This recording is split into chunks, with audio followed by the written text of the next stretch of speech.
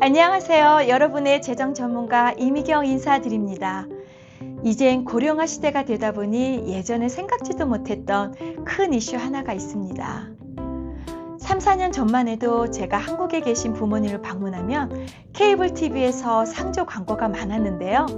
요즘은 한국에서 가장 많이 하는 광고 중 하나가 바로 간병보험입니다.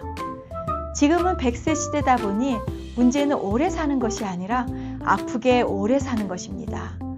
치매, 파킨슨병, 뇌졸중, 암치료 후유증, 관절질환 이런 질병들은 몇 달이 아니라 몇 년 동안 누군가의 도움이 절실히 필요한 경우가 많습니다. 그래서 요즘은 어르신들이 가장 걱정하는 것이 내가 오래 사는 것이 아니라 남에게 의도치 않게 폐를 끼치는 것이라고 하십니다. 미국에도 간병보험이 있다고 알고 계시는데요. 오늘은 미국과 한국의 간병보험의 차이를 알아보도록 하겠습니다. 한국의 간병보험은 대부분 간병인 지원형 보험입니다. 예를 들어 입원하시게 되면 보험회사에서 간병인을 보내주거나 간병비를 하루 얼마씩 지급합니다. 또는 장기 요양 등급을 받으시면 일정 금액을 지급하기도 합니다.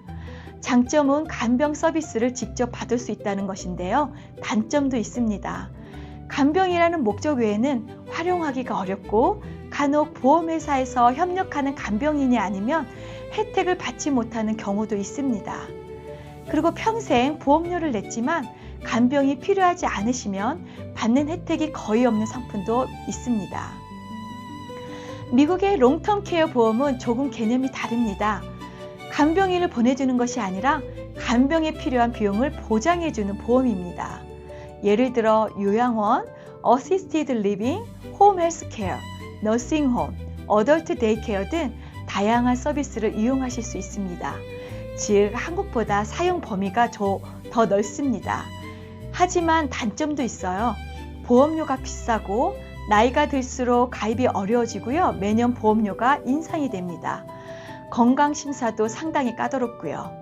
또한 전통적인 롱텀 케어 보험은 평생 간병이 필요하지 않으시면 보험료만 내고 끝나는 경우가 있습니다. 이 부분 때문에 가입을 망설이는 분들이 많습니다. 그래서 최근 미국의 많은 사람들이 전통적인 롱텀 케어 대신 리빙 베네핏이 포함된 생명보험을 선택하고 있습니다. 이 보험에는요, 크로닉 일네스 라이더가 들어있는 경우가 많은데요. 쉽게 말하면 살아있을 때 죽어서 타는 보험금을 미리 사용할 수 있는 기능입니다. 예를 들어 의사가 만성질환이나 심각한 건강 문제로 인해서 일상생활을 혼자 하기 어렵다고 진단하면 사망 후 가족에게 지급될 보험금의 일부를 본인이 살아있을 때 사용할 수가 있으세요. 이 돈은 간병비, 생활비, 집 개조, 가족의 간병비 부담 등 필요한 곳에 자유롭게 적절히 사용할 수 있는 경우가 많습니다. 즉 간병인만을 위한 보험이 아니라 생활 전체를 지원하는 자금으로 사용할 수 있는 점이 큰 차이점입니다. 정리해보면 한국 간병보험은 간병 서비스 중심입니다. 미국 롱텀 케어는 간병 비용 보장 중심입니다.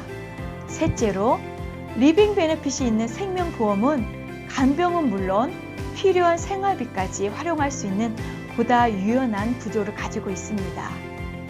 게다가 끝까지 간병이 필요하지 않으시면 사망 시에는 남은 보험금이 가족에게 고스란히 전달될 수 있는 점도 큰 장점입니다. 이제 고령화 시대에는 얼마나 오래 사느냐보다 어떻게 준비하느냐가 더 중요합니다. 간병은 누구에게나 찾아올 수 있지만 준비 방법은 사람마다 다르고 여러 가지가 있습니다. 무조건 롱텀 케어다, 보험만이 정답은 아니에요. 자신의 건강 상태와 예산, 그리고 가족 상황에 맞는 선택이 중요합니다. 혹시 미국의 리빙 베네핏이나 크로닉 일네스 기능이 실제로 어떻게 지급되는지 궁금하시다면 댓글로 남겨주시기 바랍니다. 오늘 내용이 도움이 되셨다면 좋아요, 구독 부탁드립니다. 지금까지 미국에서 여러분의 재정 전문가 이미경이었습니다. 감사합니다.